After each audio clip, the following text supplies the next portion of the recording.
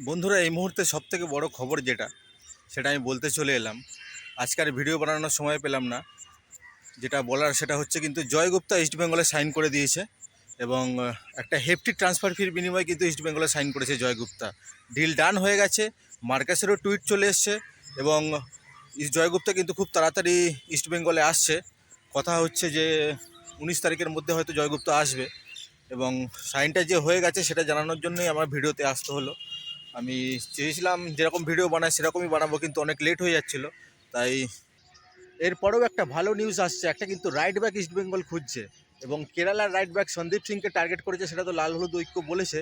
কিন্তু এছাড়াও আরও অনেক রাইট ব্যাককে কিন্তু ইস্টবেঙ্গল টার্গেট করছে। কে হোক সে কিন্তু আসছে ইস্টবেঙ্গলে। একজন লেফট ব্যাক, রাইট ব্যাক দুটো সাইনিং করিয়েই কিন্তু ইস্টবেঙ্গল ডুরান্ডে নামবে, এরকম কিন্তু কথাবার্তা চলছে।